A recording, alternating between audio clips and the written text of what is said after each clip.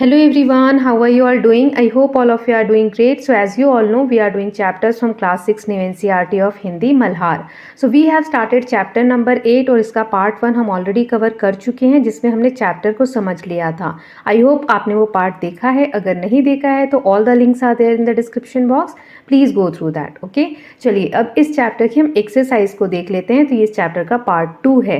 तो सबसे पहले कुछ questions हैं उन्हें हमें read करना है और जो सही है उसके आगे स्टार मार्क करना है और रीजन भी देना है. सो पहला है माँ एलेक्जेंड्रा के बारे में कौन सा कथन सत्य है, कौन सा स्टेटमेंट इन चारों में से सही है, वहां हमें स्टार बनाना है. और ये जो दूसरा क्वेश्चन है इसमें कहा है कि हमें अपने फ्रेंड्स के साथ चर्चा भी करनी है और कारण बताना है कि आपने कौन सा आंसर चुना और क्यों चुना है. सो इन चारों में से जैसे वे असम के जीवन के बारे में बहुत कुछ जानती थी, उन्हें असम बिहू और सत्रिया नृत्य से बहुत प्रेम था, उन्होंने एंजेला को कुछ असमिया शब्द भी सिखाए, वे अपने कार्य में सहायता के लिए बेटी को लाई थी. सो लास्ट वाला स्टेटमेंट बिल्कुल सही है कि वे एलेक्जेंड्रा को असम की संस्कृति पर एक डॉक्यूमेंट्री बनाने के लिए भारत आई थी. उन्होंने अपनी बेटी एंजेला को इसलिए साथ लाया ताकि वह भी इस अनुभव को देख सके. नेक्स्ट है अनु और एंजेला ने तुरंत एक दूसरे की तरफ देखा. क्यों देखा था? सो अनु के पास खिलौने थे, दोनों की आयु एक समान थी, दोनों को अंग्रेजी भाषा आती थी. एंजेला अनु से असमिया भाषा सीखना चाहती थी. सो इसका आंसर है सेकंड वाला, दोनों की आयु एक समान थी. हमें बुक में दिया हुआ है जब एंजेला और अनु की मुलाकात हुई तो उन्होंने तुरंत एक दूसरे में समान महसूस की क्योंकि दोनों की उम्र करीब करीब समान थी. यह समानता उनके बीच जल्दी से दोस्ती का कारण बनी. Now next is match them. इसमें हमें दो स्तंभ दिए हैं, स्तंभ 1 और स्तंभ 2. दोनों में सही मीनिंग ढूंढकर हमें मैच करना है. जैसे पहला है सत्र. तो सत्र ये होता है कि ये असम में एक मठ को कहा जाता है. इनकी संख्या 500 से भी ज़्यादा है. ये पूजा पाठ और धार्मिक गतिविधियों के स्थान है. सत्रिया नृत्य की उत्पत्ति इन्हीं सत्रों में हुई है. तो ये इसका आंसर हो गया. Now next is Bohag Bihu. तो चैप्टर में हमने देखा था बिहू के 3 टाइप होते हैं, तो उसमें से एक है बोहाग बिहू. तो ये असम में मनाया जाने वाला एक त्यौहार है. ये असम में नए साल की शुरुआत और बसंत के आगमन का प्रतीक है. फिर है लंदन. ये यूनाइटेड किंगडम और इंग्लैंड की राजधानी है. फिर गुवाहाटी, ये भारत के असम राज्य का एक प्राचीन और सबसे बड़ा नगर है. फिर है ब्रिटिश एकेडमी. तो ये क्या है? एक इंस्टीट्यूशन है, संस्था है यूनाइटेड किंगडम की, ये सरकारी संस्था है. देन 20वीं शताब्दी मतलब क्या होता है? जो हम कैलेंडर यूज करते हैं उसके हिसाब से 1 जनवरी 1901 से 31 दिसंबर 2000 तक का जो समय है उसे हम कहते हैं 20वीं शताब्दी. ओके, तो इस हिसाब से अब हम किस शताब्दी में रह रहे हैं आप लोग कमेंट सेक्शन में बताएंगे. नाउ नेक्स्ट है पंक्तियों पर चर्चा. पाठ में से चुनकर कुछ पंक्तियां यहाँ दी गई है, हमें इनका अर्थ क्या समझ में आया है वो बताना है और इसको साझा करना है. सो पहला है असम भारत के पूर्वोत्तर क्षेत्र में है जिसे अपने वन्य जीवन, रेशम और चाय के बागानों के लिए जाना जाता है. इसके साथ असम नृत्य की भी एक समृद्ध परंपरा है. सो इन स्टेटमेंट में क्या कहा गया है कि असम अपनी प्राकृतिक सुंदरता, सांस्कृतिक धरोहर के लिए प्रसिद्ध है. यहाँ नृत्य, वन्य जीवन और रेशम जैसी विशेष चीजें, एक और चीज है इसमें चाय बागान, इनके लिए भी ये प्रसिद्ध है और ये इनके मुख्य आकर्षण का कारण है. नाउ पूरी दुनिया की संस्कृतियों में लोग नृत्य और संगीत से अपनी भावनाओं को व्यक्त करते हैं.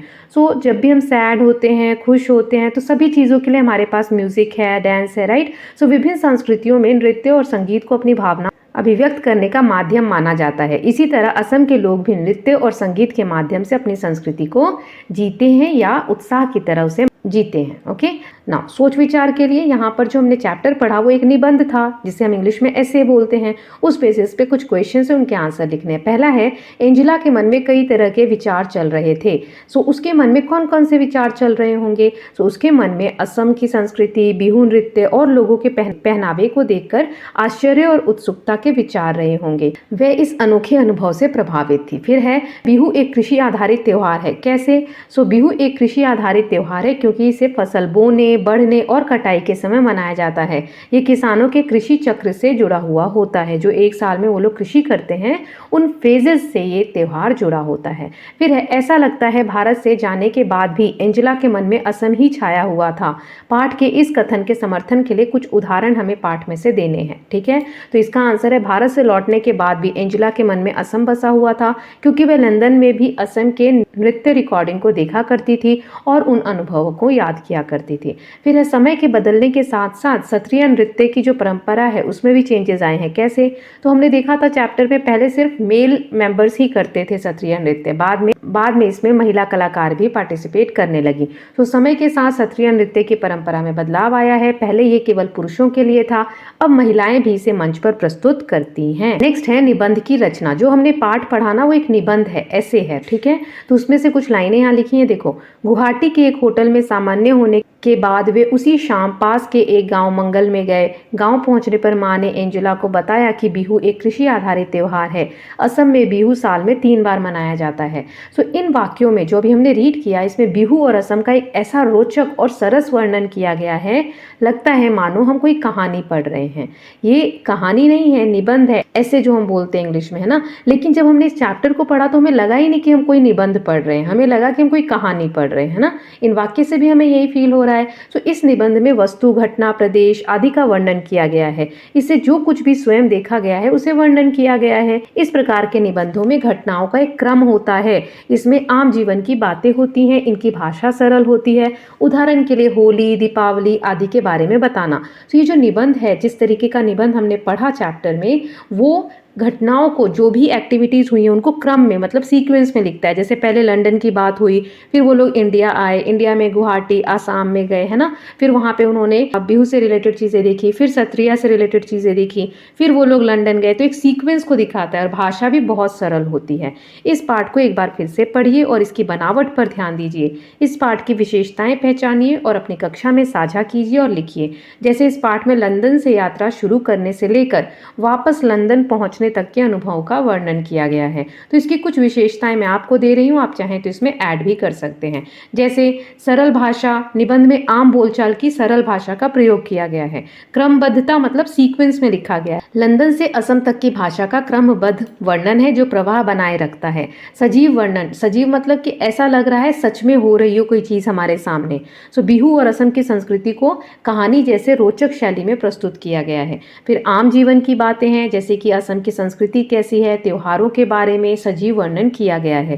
फिर अनुभव पर आधारित है। ये जो निबंध हमने पढ़ा, इसमें लेखक ने व्यक्तिगत अनुभव का वर्णन किया है। मतलब वो जब भारत गया है तो उसको क्या क्या अनुभव हुए, उसका सजीव चित्रण यहाँ पे किया है। तो ये क्या है, व्यक्तिगत अनुभव पर आधारित है ये निबंध।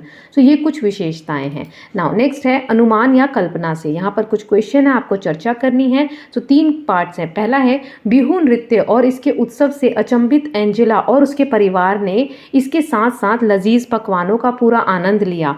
एंजेला और उसका परिवार बिहू नृत्य और उसके उत्सव को देखकर अचंभित क्यों हो गया था। सो बिहू नृत्य का माहौल, पारंपरिक असमिया संगीत और रंग बिरंगी वेशभूषा ने एंजेला और उसके परिवार को मंत्रमुग्ध कर दिया था।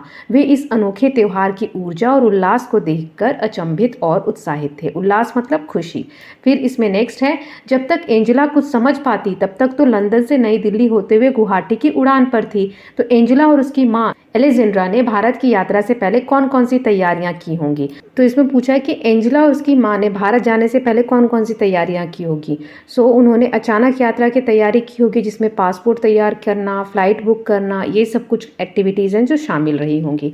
फिर नेक्स्ट है, वहाँ एक बड़े से बरगद के पेड़ के नीचे मंच बनाया गया था। तो बिहू नृत्य के लिए बरगद के पेड़ के नीचे मंच क्यों बनाया गया होगा, इसका क्या आंसर हो सकता है। सो बरगद का पेड़ ग्रामीण गाँव का जो जीवन होता है उस समाज में बहुत महत्वपूर्ण स्थान रखता है और सामूहिक समारोह का हिस्सा होता है। सामूहिक मतलब जब सभी लोग मिलकर कोई फेस्टिवल सेलिब्रेट करते हैं। इसीलिए बिहू नृत्य का जो मंच है वो बरगद के पेड़ के नीचे बनाना परंपरा का प्रतीक है, जो इसे और भी विशेष बनाता है।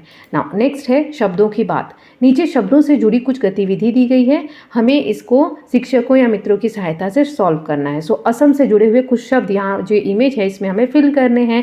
सो इस पार्ट में बहुत से शब्द आए हैं असम से विशेष रूप से जुड़े हुए। अपने समूह में मिलकर उन शब्दों की पहचान करिए और यहाँ ब्लैंक्स में लिखना है। जैसे संकेत दिया है, पहला है असम के नृत्य, जो असम के डांस फॉर्म है वैसे कोई शब्द, तो सत्रिया और बिहू ये ऐसे लिख देंगे। त्योहार कौन कौन से दिए हैं, तो 3 दिए हैं, बोहाग बिहू, कोंगाली बिहू और भोगाली बिहू। ओके, इसके बारे में आगे एक्सप्लेन भी किया हुआ है। भाषा, तो इसमें हमने असमिया देखा था। तो आपने चैप्टर रीड किया है, उसमें बहुत सारे शब्द हैं, आप इन्हें चेंज भी कर सकते हैं ना, ये मैंने एग्जाम्पल दिए हैं। नाउ नेक्स्ट है 3 बिहू। 3 बिहू के बारे में यहाँ बताया गया है, जो असम में एक साल में मनाए जाते हैं। पहला है रोंगाली या बोहाग बिहू, ये बैसाख या अप्रैल का जो मंथ होता है उस समय मनाया जाता है। फिर भोगाली या माघ बिहू, ये जनवरी के आसपास मनाया जाता है। कोंगाली या काटी बिहू, ये कार्तिक सामान्यतः अक्टूबर के महीने में मनाया जाता है। अब 2 क्वेश्चन है। पहला है एंजेला और उसकी माँ अलेक्जेंड्रा कौन से बिहू के अवसर पर भारत आए थे? तो हमने चैप्टर में रीड किया था वो अप्रैल के समय आए थे, तो कौन सा बिहू रहा होगा उस वक्त? रोंगाली या बोहाग बिहू, इसी समय आए थे। नाउ नेक्स्ट है तीनों बिहू के लिए लिखिए कि उस समय किसान खेतों में क्या कर रहे होंगे। तो इसमें तीनों बिहू के बारे में हम कैसे लिख सकते हैं कि सबसे पहले रोंगाली या बोहाग बिहू के समय किसान बीज बोते हैं। फिर आता है भोगाली या माघ बिहू, उस वक्त धान रोपने का काम होता है। धान के जो प्लांट्स होते हैं छोटे, उसको ट्रांसप्लांट करने का काम होता है। तीसरा, जब खेतों में अनाज तैयार हो जाते हैं तो कार्तिक के समय यानी अक्टूबर के समय इसे काटा जाता है, इसीलिए इसे कोंगाली या काटी बिहू भी बोलते हैं। तो इसके साथ हमने इस चैप्टर का पार्ट 2 भी देख लिया है। एक्सरसाइज लेंदी है, एक और छोटा सा पार्ट देख लेंगे, उसमें हम चैप्टर को कंप्लीट कर लेंगे। So I hope you are loving these videos. If you are doing so please like and share it and don't forget to subscribe Kaliyan TV channel for more such videos. Thank you so much.